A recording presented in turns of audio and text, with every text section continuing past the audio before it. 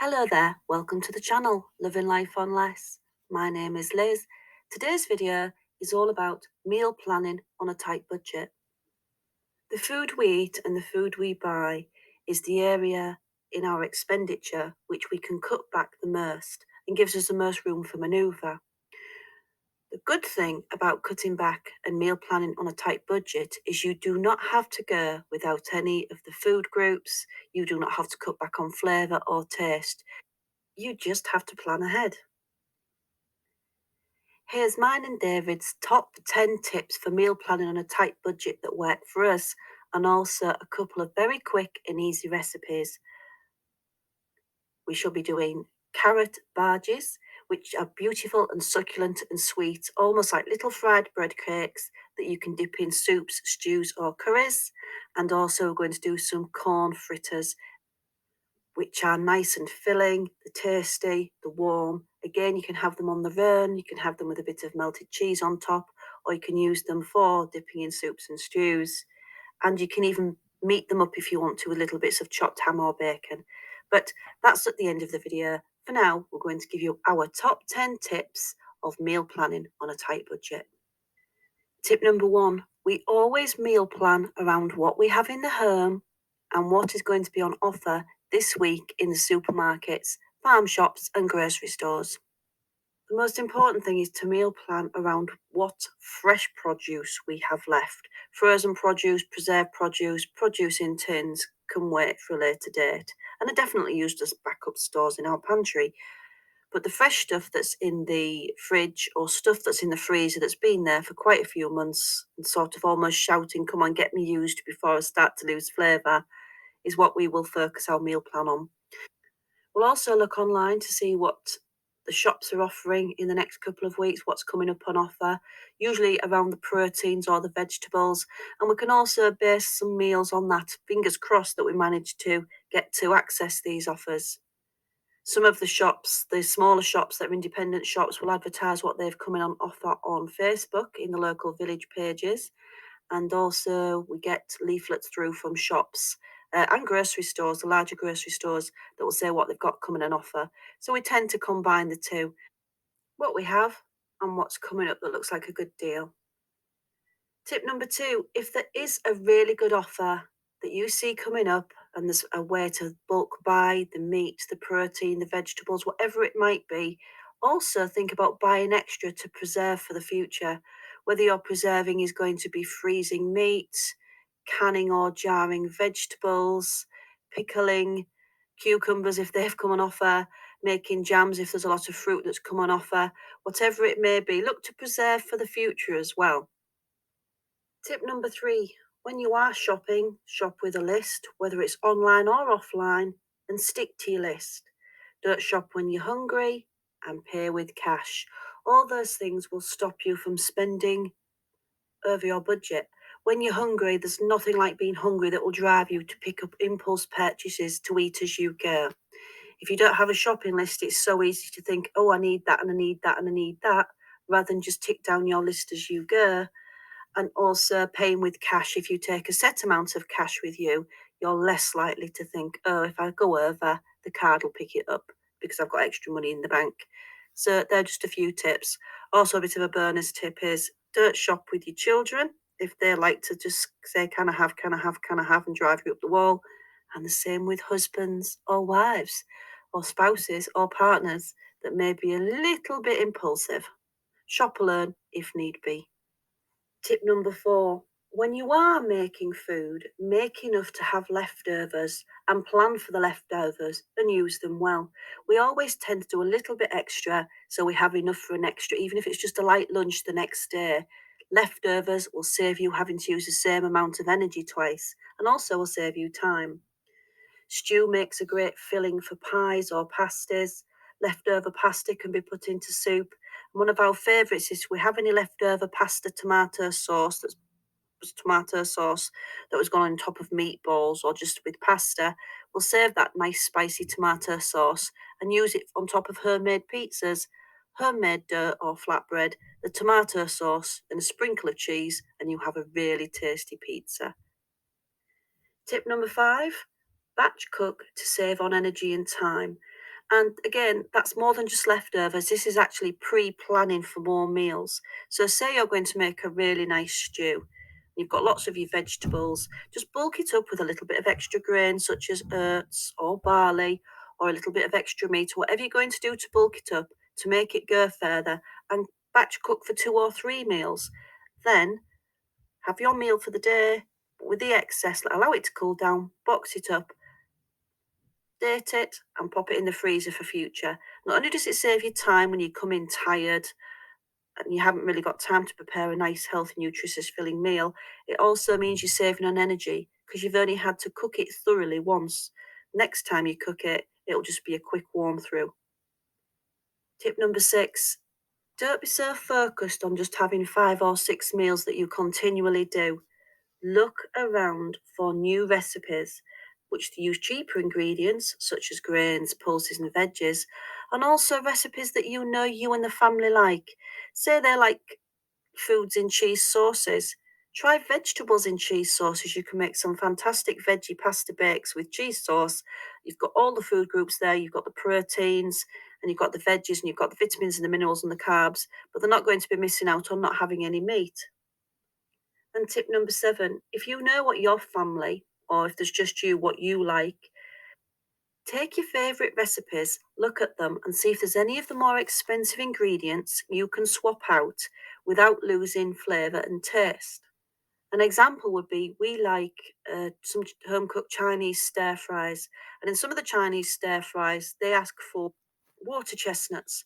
Now, in the UK, they're quite expensive to buy a can of water chestnuts. I don't know if you can get them in any other anything else other than a can. But what we have found is finely sliced radishes, stir fried, have the same texture and a well, it actually have more flavour than the water chestnuts, and they're a great replacement. And of course, it's very quick and easy from spring onwards to grow your own radishes, even in pots. Another swap we have found is if we're making a soup and it says to add cream to make the soup creamier and smoother, we add a handful of frozen oven chips at the start of the process. And what this seems to do is really cream the soup up without having to add the cream. So it's great if you're also dairy free. The oil on the frozen chips appears to just make the creamy texture in your mouth. And the actual potato, of course, thickens and whitens the soup. You will not notice if you had a handful of oven chips, maybe 5 frozen oven chips, 5 or 6, to the cooking process, that you haven't got cream in it. Tip number 8. Herbs and spices are a cook's best friend. They can make the most blandest of ingredients into tasty meals. When you use spices that pop and herbs that pep up bland foods, the dullest of ingredients and cheapest of ingredients can soon be made refreshingly good with herbs and spices. We have found a teaspoon of English mustard in a parsley sauce really makes the parsley sauce pep and the sauce so much more full of flavour. Fresh coriander can make the blandest of soup beautifully fragrant and tasty.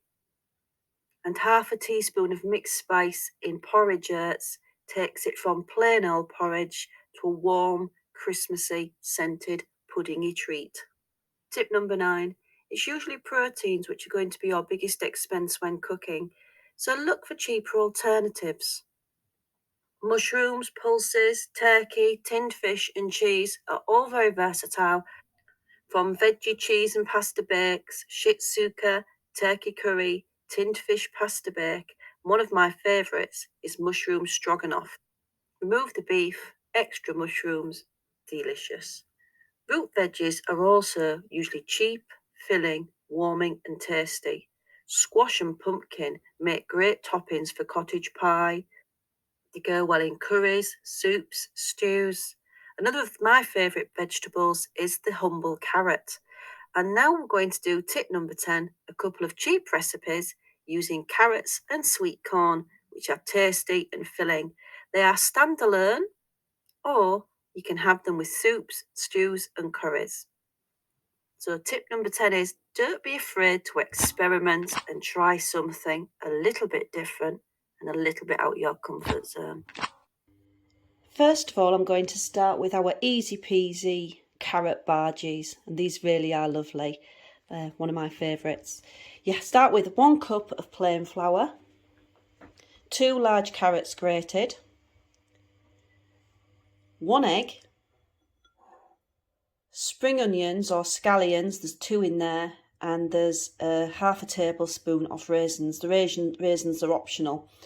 The herbs I'm going to use is a teaspoon of cumin, also known as the curry powder spice, and a teaspoon of turmeric. Now, you don't have to spice it up if you don't want to. You can forget these 2, you can forget the raisins and just use salt and pepper.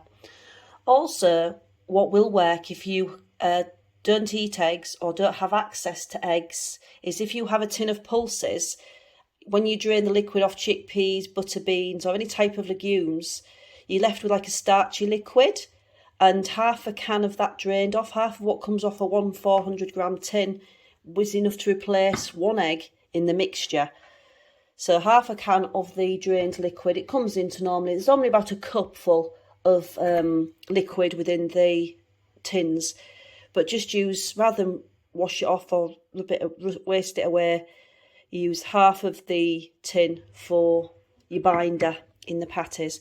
Right, what I'm going to do with our little carrot bhajis is going to mix all of this together. So you're not going to see me do it. Ignore the sweet corn, that's for the next one. But that's what you're going to see me do, mix it all together. And just a key note about scallions, the green tops of the spring onions, if you get indigestion and digestive problems from onions, which very often you can do after sort of the age of 40s, and your stomach acid's not quite as potent as it appears it used to be, the green tops of the onions will not upset you. They are what's called low FODMAP compared to normal onions. So you might find these a lot more palatable and not so heavy on the digestive system as the normal big onions. Right, I'm going to mix it all together. When it's all mixed up, this is how it should look. It's kind of shiny and damp, but it's not too gloopy and it's not too dry. You don't want it to be too dry. So if you've used too much carrot, say your carrots were huge, you're going to have to pop in another egg or a little bit more of your chickpea starchy water to get it to stick together. But now I'm just going to pop the frying pan on with a little bit of oil in and let it get nice and hot before I drop my little pâtés in. I'm going to separate the mixture into about 4, and I've got my oil in a pan and it's nice and hot. If you can see, it's just covering the bottom. And I'm going to make the mixture about 4. I'm just going to drop it into. There's the 4 little carrot bhajis, and I'm going to leave them to cook for 5 minutes, just keeping an eye on them to make sure they don't burn. But 5 minutes, and then I shall turn them over. I've turned them over. I'm now going to give them 3 minutes on the other side and then take them off, ready to go with my soup.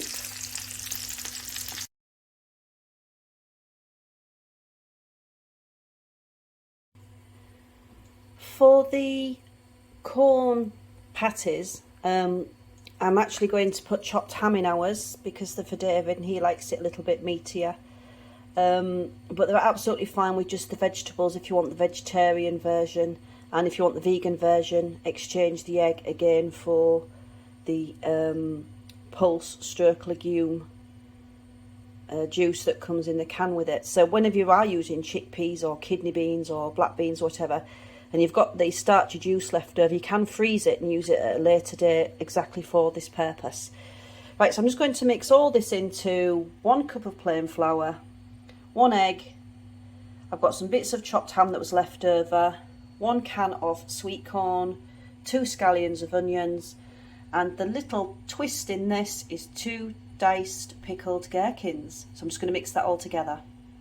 It's all mixed in again, nice and sticky and tacky, which is what you want. You want the egg to have mixed in well with the flour, because that's what's going to keep your corn little fritters patties together. Again, I'm going to pop them into a hot frying pan. I'm actually going to use the same frying pan that I did our carrot bhajis in. So you can see the oil's a little bit coloured with the turmeric, but that won't affect the flavour of the corn fritters. And again, I'm going to pop them into 4s and let them cook for 4 minutes on one side and approximately 3 on the other. There we are, nicely cooking away, and I'm just going to turn them over now and let them cook for the last 3 minutes on the other side. There they are, cooking nicely, and I'm now going to serve them up. David's going to have melted cheese on top of his. He'll have a cuppa with melted cheese on and a nice cup of tea, and that'll be the perfect lunch for him.